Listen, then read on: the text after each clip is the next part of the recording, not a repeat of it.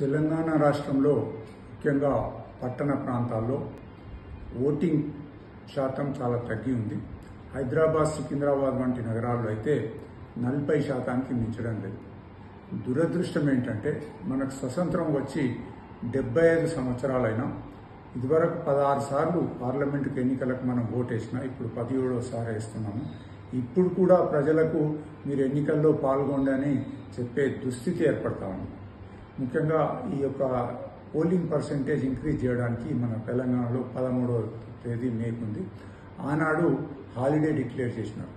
అయితే election commission ఇక్కడ కొంచెం అంత చిన్న తప్పు చేసింది.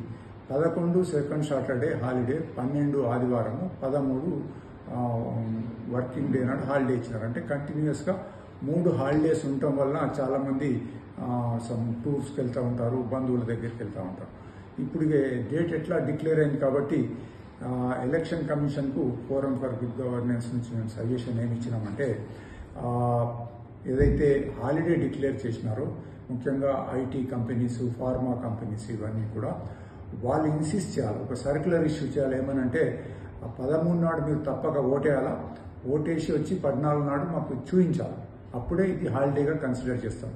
ఎందుకంటున్నామంటే అది 13 నాడు సెలవు ఇచ్చింది విత్ ఎ స్పెసిఫిక్ పర్పస్. అంటే మీరు ఓటేయాలా, మీకు టు ఫెసిలిటేట్ ఓటింగ్ అన్నాడు ఇచ్చినారంటే కండిషనల్ హాలిడే. అది మేము ఓటేయము, ఇంట్లో కూర్చుంటాము, మాకు హాలిడే కావాలని అంటే హాలిడేని ఒప్పుకోకుండా ఉంటే బాగుంటుంది.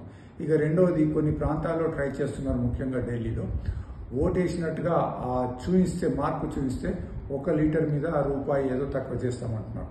అట్లాగే మన దగ్గర కూడా ప్రతి పెట్రోల్ బంక్ వాళ్ళకి అప్పీల్ చేసి ఎవరెవరైతే ఓటేస్తారో 14వ తారీఖు నాడు ఆ మార్పు చూపిస్తే లీటర్ మీద ₹1 అప్పీల్ చేస్తే నేను అనుకుంటాను మేనేజ్మెంట్ వాళ్ళు ఒప్పుకుంటాను.